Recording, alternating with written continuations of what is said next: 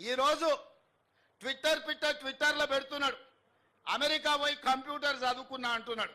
ఆ కంప్యూటర్ని పుట్టించింది, ఈ దేశానికి పరిచయం చేసిందే రాజీవ్ గాంధీ సన్నాసి.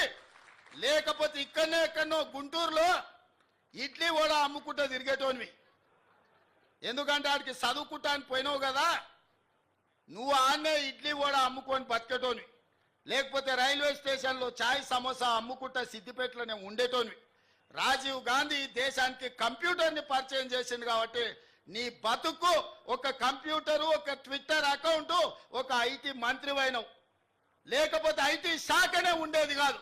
రాజీవ్ గాంధీ గారు ఐటీ రంగాన్ని ఈ దేశానికి పరిచయం చేసిండు కాబట్టి ఆ సన్నాసి ఐటీ శాఖకు మంత్రి అయిండు.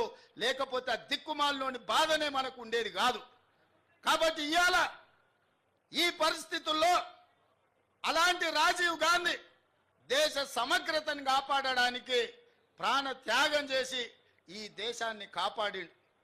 అంత గొప్ప వ్యక్తి విగ్రహాన్ని ఈరోజు సచివాలయం ముందల ట్యాంక్ బండ్ మీద పెడితే రాజీవ్ గాంధీ విగ్రహం ఎందుకు పెడతారని అడుగుతారా? ఎంత బలుపు మాటలు కార్యకర్తలారా, ఒకసారి ఆలోచన చేయండి. అధికారం పోయినా మదము దిగలేదు.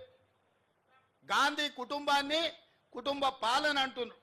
ఆ సన్నాసులకు చెప్పండి, రాజీవ్ గాంధీ గారు ప్రధానమంత్రిగా చనిపోయిన తర్వాత దాదాపుగా 15-20 ఏళ్ళు కాంగ్రెస్ అధికారంలో ఉంది.